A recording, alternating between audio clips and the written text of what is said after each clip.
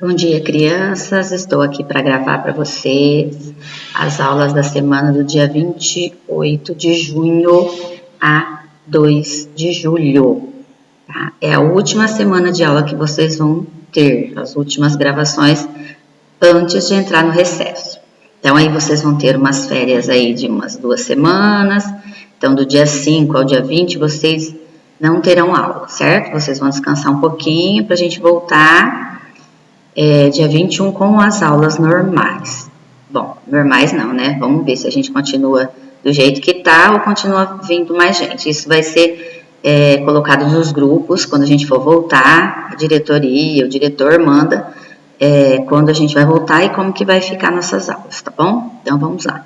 Essa semana a gente só vai trabalhar também no Aprender Sempre, tá? Então, a atividade da apostila já acabou. E quando a gente terminar essa atividade da apostila também, a gente vai entrar na apostila que vocês levaram para casa, aquela apostila da NetBio. Então, quando a gente voltar de férias, a gente vai trabalhar aquela apostila lá. Essa daqui acaba, tá bom? Então, nós estamos na página 121, continuação das atividades. Bruna pensou em comprar um presente para os competidores que ficaram mais bem colocados na gincana da escola. Ela encontrou um copo com o símbolo das Olimpíadas e decidiu comprar 20 copos. Na loja A, ela encontrou a opção 5,50 cada copo. Então, quanto Bruna irá gastar se ela comprar 20 copos igual a esse? Então, você vai fazer a conta aqui dentro desse quadro, que ela quer comprar 20 copos a 5,50. Próxima atividade. Na loja B, ela encontrou a seguinte opção. Então, na opção é diferente, ó. Pacotes com 3 copos por R$15. Então, ela tem 3 copos por 15. O que ela quer comprar? 20 copos também. Então, você pode fazer uma continha aqui, ó. De 15 mais 15, ou 3 mais 3 mais 3 copos. E cada 3 copos custavam R$15. E você vai chegar numa conclusão. Se ela vai realmente poder comprar só 20 copos, ou se ela vai ter que comprar mais, tá? Então, você faça a conta de quanto que ela vai cobrar, que pode ser que ela tenha que comprar um pouco mais para dar a quantidade que ela precisa. Página 122, Sistema Monetário. Então, aqui vai voltar, nós vamos falar sobre números racionais, decimais e fracionários. A gente vai começar a falar de números decimais e fracionários. Então, moedas. Se você tem dificuldade de moedas, você pede para a mãe pegar as moedinhas para vocês e vocês começarem a contar. Porque senão vocês não vão aprender a contar as moedas. Vocês têm que pegá-las no concreto, fica mais fácil. Então, ele deu o exemplo aqui, ó. Eu preciso de 10 moedas de 10 centavos para formar R$1. Eu preciso de 4 moedas de 25 centavos para formar R$1. E eu preciso de 2 moedas de 50 centavos para formar R$1. Tá?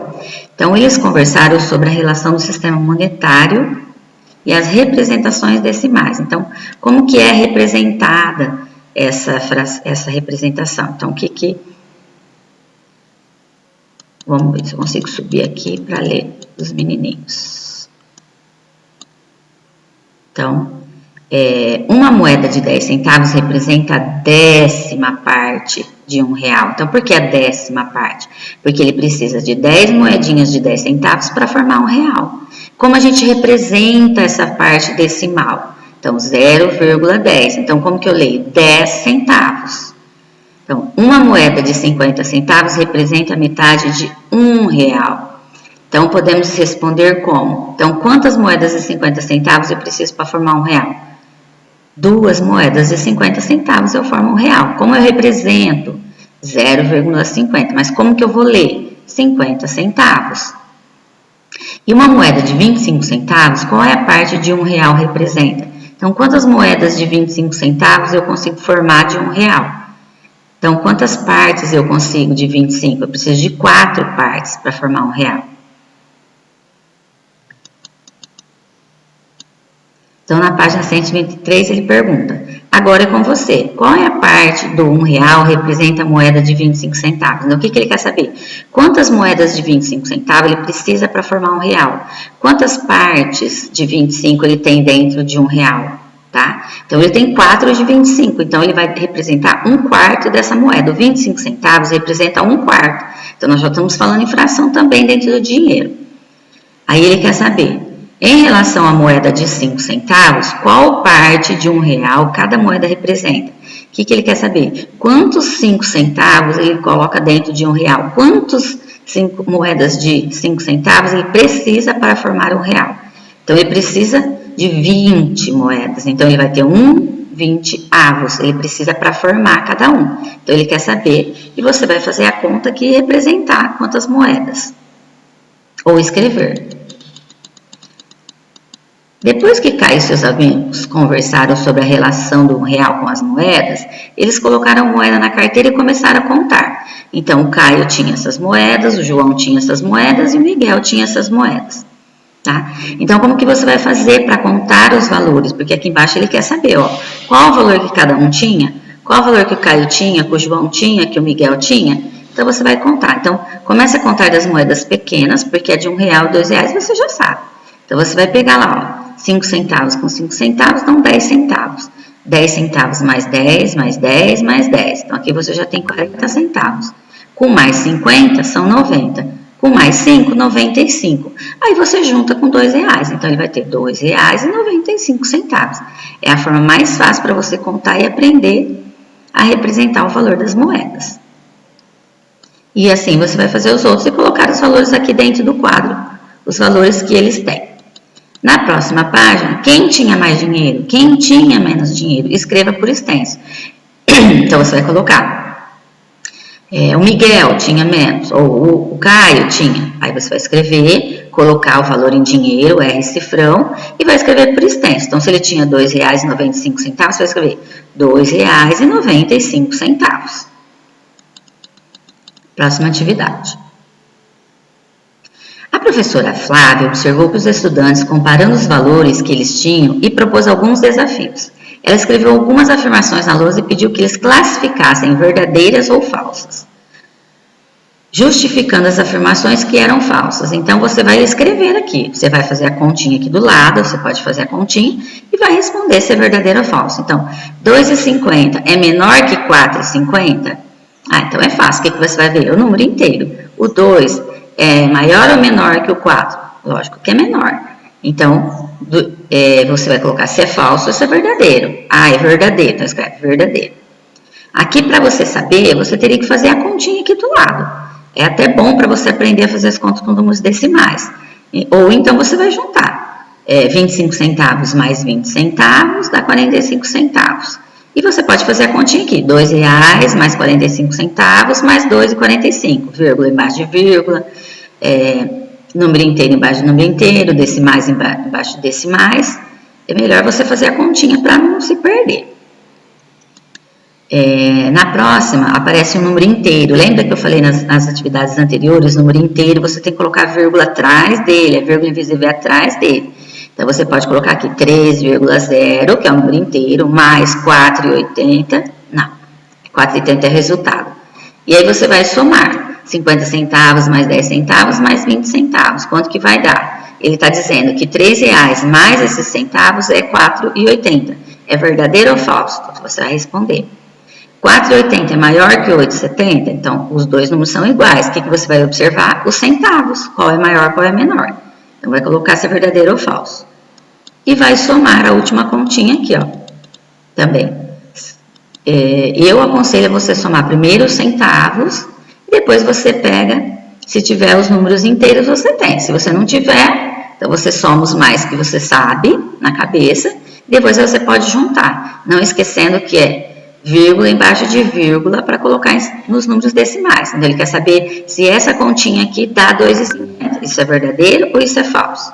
Então, você pode fazer a continha aqui do lado também, para provar que realmente dá o resultado ou não. Nós vamos voltar nessa página para falar sobre figuras geométricas, tá? Então, nós vamos identificar regularidades nas contagens de faces, vértices, arestas das figuras espaciais e suas planificações. Olha aqui, a professora estava lá no texto, ó. Cláudia estava pesquisando sobre o museu e encontrou uma fotografia do Museu de Louvre, em Paris. Ela começou a analisar a entrada do museu e observou que poderia associá-la a figuras geométricas. Então, você está vendo aqui, tem uma figura geométrica enorme aqui, ó. Então, o que ela quer saber? Qual figura geométrica você encontra na entrada do museu? Então, quando você entra no museu, você vê essa figura enorme e essa pequenininha aqui, tá?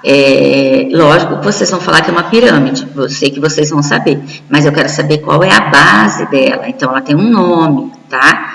Você vai olhar a base dela e vai ver o lado dela para você falar. Pirâmide triangular, pirâmide quadrada, pirâmide hexagonal. Ela tem um nome e você vai completar o nome dela certo. E aqui vão aparecer algumas pirâmides diferentes que vocês conhecem. Depois que você identificou a figura geométrica nas fotos, que são essas daqui, nós vamos colocar aqui no quadro, ajudando a professora a fazer. Pirâmide, número de lados do polígono da base. Então, a base é essa parte que fica aqui, onde ela se apoia. Número de faces é os lados dela, que a professora já explicou. Face é a face dela, você vai passar a mão em torno da figura. Vértices são as pontinhas, são os V's que a professora já explicou. E arestas são as linhas que contornam a figura, né, o sólido. Então, número de lados do polígono da base. Então, a base é essa que está aqui embaixo, ó. Então, na base dela, eu preciso de quantos que eu preciso aqui embaixo, ó? 3, ó. 1, 2, 3. Então, a base dela tem 3. A face dela, então, a face é todas essa, aquela lá atrás que a gente não está vendo, e embaixo. Então, são 4. Número de vértices também, é os cantinhos da figura. Se aqui tem 3 mais 1, 4. E o número de arestas. Então, se você está subindo aqui, tem 3 aqui, e mais 3 aqui, são 6 arestas. É isso que você vai colocar aqui, identificando a figura. Tanto do que você vê, como do que você não vê. Na página 127, quais as regularidades que você observa sobre o elemento da pirâmide? O que elas têm de igual? O que você observa? Se ela tem a mesma quantidade de vértices com a de arestas, se você, o dobro de arestas é a de vértices. Então, é parecida com aquela atividade que a gente fez lá atrás, as anteriores. A professora Cecília pediu que os seus alunos montassem alguns sólidos geométricos. Valéria montou um sólido com as seguintes características: 6 vértices, 10 arestas, 6 faces triangulares e base pentagonal. Penta, lembra que a professora explicou? Pentagonal. O Brasil foi pentacampeão da Copa. Ele tem 5, pentacampeão. De acordo com essas características, qual foi o sólido construído por Valéria? Então, você vai observar qual é o sólido que tem tudo isso e você vai marcar um X em cima da figura. Qual é o nome do sólido construído por Valéria? Então, você vai escrever qual é o nome deles. Você já sabe, a gente já viu isso lá atrás também. Qual a planificação? Qual desses daqui que está representado é o que você marcou o X, né? Então, é o que você marcou o X, qual é o que a Valéria fez. Atividade da página 128. Vamos fazer o suco. Essa atividade também a gente já falou sobre litros e mililitros. Nós vamos recapitular de novo, porque a gente tem que estar sempre falando para vocês não esquecerem. A mãe de Marisa pediu que ela comprasse 1 litro de suco concentrado no mercado, que tinha segunda oferta. Então, tinha lá 1 litro de suco, 250 ml, ela ia pagar R$3. No de 1 litro, ela ia pagar R$10,50, tá? Então, não esquecendo, 1 litro, 1000 ml, tá? Então, o que ela quer saber? Marisa pensou em levar a garrafa de 250 ml. Quantas garrafas ela precisa comprar para formar 1 litro? Então, quantos 250 ela vai colocar? Então, você pode fazer 250, 250, até formar 1 litro. Não esqueça quanto que vale 1 litro. 1 litro, 1000 ml. Então, você vai colocar aqui. Quantos que ela vai precisar comprar? O que é vantajoso? Ela comprar a garrafa de 250 ml ou de 1 litro? Justifique sua resposta. Então, o que ela vai comprar? A garrafa de 250 ml. Quantas ela vai comprar? Você vai fazer a conta aqui.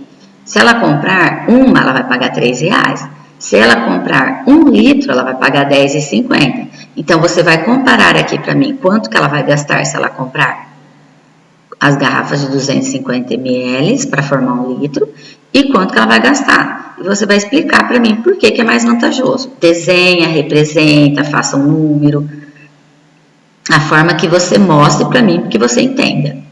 Marisa também precisa comprar frios. Sua mãe pediu 500 gramas de mussarela e 400 gramas de presunto. Cada um dos 2 tipos de frio já estavam fatiados. e embalados em bandejas com 100 gramas e 200 gramas. Como ela pode compor as bandejas de frio de modo a comprar exatamente a quantia de mussarela e de presunto que ela pediu? Então, primeiro você vai fazer a de presunto, tá? Em quantas bandejas ela pode comprar para formar 500 gramas de mussarela? Então, ela pode comprar 3 de 100 e uma de 200. Ela pode comprar 5 de 100. Ela pode comprar 2 de 200 e uma de 100. Então, você vai escrevendo aqui as possibilidades que ela pode comprar, tá? Depois, você vai fazer com a de presunto. Mesma coisa. Ver quantas gramas até ela juntar as 400 gramas. E você vai escrevendo aqui, tá bom? É isso que eu quero. Tá? E a professora deixou essa parte aqui para o final, porque ela vai falar em fração. Então, a gente está ainda começando a falar sobre frações. Então, eu deixei mais para o finalzinho para vocês verem quem ficou com a maior parte. Então, nós vamos voltar a fazer essa representação da fração. Leandro, Giovanna e Maiara combinaram de levar um bolo para comer no intervalo dos jogos. Eles fizeram os bolos do mesmo tamanho, só mudaram o sabor. Leandro fez de cenoura, Giovanna de chocolate, Maiara de coco. Observe que cada um comeu de bolo. Então, a Giovanna disse, eu comi meio, a metade do bolo. A Maiara disse, eu comi 1/3 do bolo. E o Leandro disse, eu comi 1/6 do bolo. Tá? Então, o que a gente pode fazer para representar? Por enquanto, que a gente ainda vai aprender a fazer conta também com isso daqui. Mas agora a gente só vai fazer a representação para ficar mais fácil. Então, o que eu fiz? Eu desenhei um bolo redondo, né? Porque ela disse que o bolo é o mesmo tamanho. Então, o bolo tem que ser do mesmo tamanho. Faça o desenho que representa a quantidade que cada um comeu o bolo e descubra quem comeu o maior pedaço. Então, eu desenhei o bolo e a Giovanna foi lá, comeu metade. Eu pintei a metade que ela comeu. A Maiara foi lá, dividiu o bolo em 3 partes e comeu um pedaço dos 3. O Leandro foi lá e dividiu em 6 pedaços. E foi lá e comeu só um pedaço. Então, agora você está vendo os desenhos, você vai conseguir identificar. Então, a fração é sempre bom a gente desenhar, para a gente saber o que ele comeu, o que ele fez, o que você está vendo. É mais fácil para você representar. E aí, você vai responder aqui no cantinho para mim. Qual é o maior pedaço? Quem comeu o maior pedaço do bolo? Então, representando fica mais fácil para a gente fazer a fração.